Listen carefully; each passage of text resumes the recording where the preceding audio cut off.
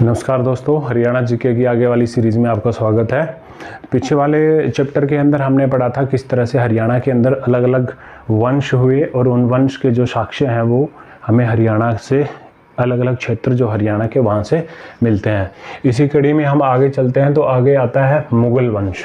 हमें सबको पता है कि हरियाणा पूरे भारत के ऊपर मुग़ल या जो सल्तनत थी उन्होंने काफ़ी लंबे समय तक शासन व्यवस्था की और फिर 1857 की क्रांति में उनका जो अंतिम शासक था बहादुर शाह, उसको किस प्रकार से अंग्रेज़ों ने मार दिया था वो हमने पढ़ा था। और इसमें हम देखें मुग़ल वंश के बारे में। इसके बाद मुग़ल वंश आया और हरियाणा में क्या साक्ष्य मिले। मुग़ल वंश की स्थापना फरगना के एक शासक थे बाबर। मुग़ल वंश की स्थापना फरगना के शासक थे बाबर, उन्होंने की थी और वो आक्रमणकारी थे। अपनी ज़िंदगी के अंदर उन्होंने बहुत सारे युद्ध लड़े और इसी युद्ध लड़ने के क्रम में एक युद्ध आता है पानीपत का प्रथम युद्ध। पानीपत का प्रथम युद्ध 21 अप्रैल 1526 ईस्वी में लड़ा गया था पानीपत के मैदान में, जब बाबर और भारत के अंदर जो वंश था लोधी वंश, उसके शासक थे इब्राहिम लोधी। तो 21 अप्रैल 1526 में पानीपत के मैदान में बाबर और इब्राहिम लोधी के मध्य में एक युद्ध लड़ा गया। बहुत ही भीषण युद्ध था ये। इसमें लोधी जो है वो मारा जाता है और बाबर जो है वो दिल्ली का सुल्तान बन के उभरता है। इसी दौरान एक हामिद नाम का शासक हुआ था हिसार के अंदर, उसके साथ भी बाबर युद्ध करता है और उसको हरा देता है। जब पानीपत का युद्ध बाबर जीत लेता है तो वहाँ पर अपनी बेगम काबुली के नाम पर, पानीपत का प्रथम युद्ध जब बाबर जीत लेता है तो पानीपत के अंदर ही अपनी बेगम काबुली की याद में एक काबुली बाग मस्जिद का निर्माण करवाता है। बहुत बार पूछा गया क्वेश्चन है ये, काबुली बाग मस्जिद का निर्माण किसने करवाया था?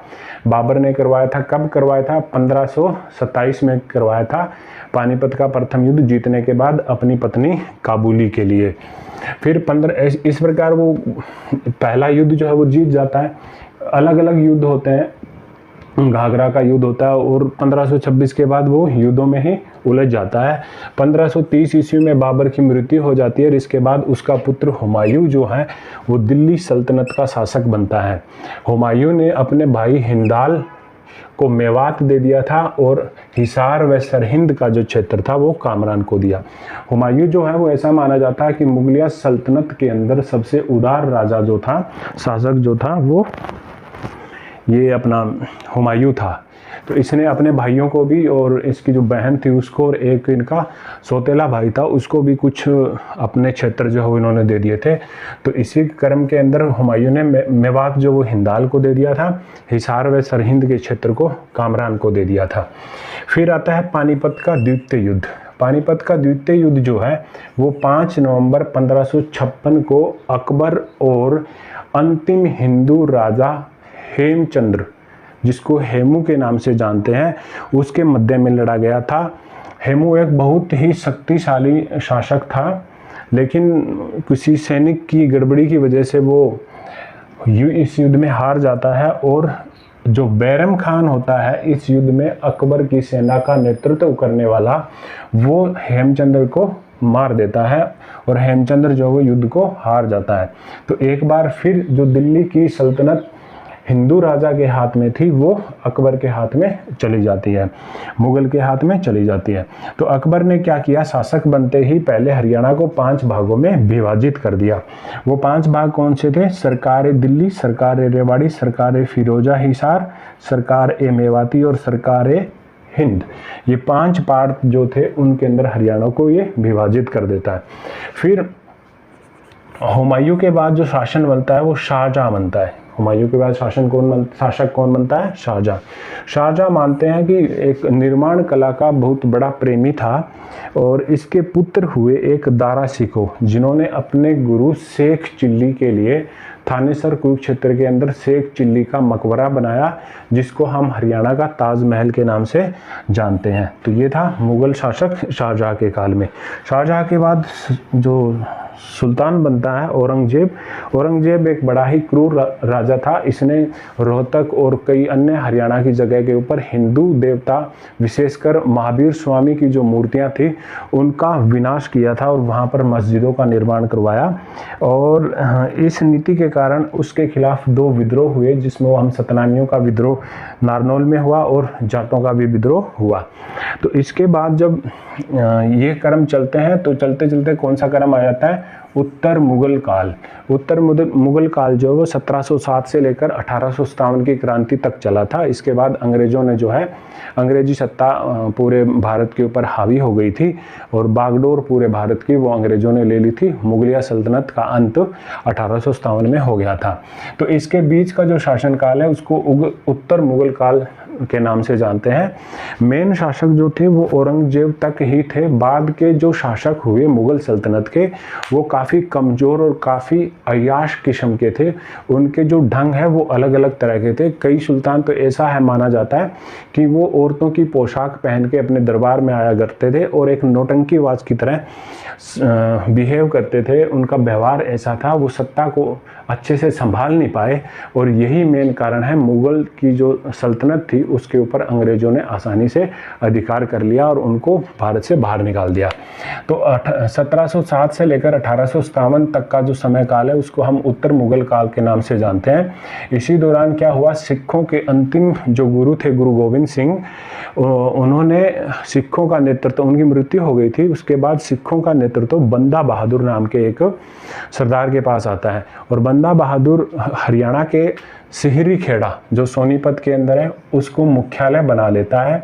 बंदा बहादुर ने मुगलों से सोनीपत, केथल, थानेसर, सरहिंद, शाहबाद और कुंजपुरा, ये जो जीटी बेल्ट से लगते एरिया हैं, उन सब एरिया को जीत लिया था।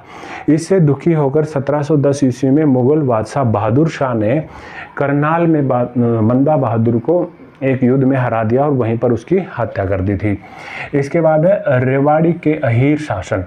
तो औरंगजेब के शासनकाल के दौरान रेवाड़ी के अंदर भी अहीर शासन व्यवस्था वो देखने को मिलती है और इसका जनक जो है वो नंदराम नाम के एक अहीर को जाता है। कोई खास नहीं है इसमें, बस इतना याद रखना है। फिर है नादिर शाह का आक्रमण, ये बहुत इंपॉर्टेंट है।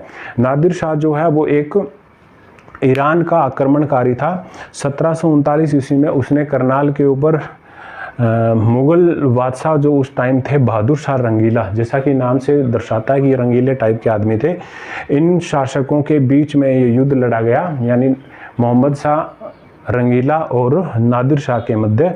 और इसमें रंगीला था वो युद्ध में हार गया और नादिर शाह की इसमें जीत हुई। काफ़ी समय तक नादिर शाह जो दिल्ली की सल्तनत के ऊपर बैठा और काफ़ी ऐशो आराम की ज़िंदगी उसने व्यतीत की।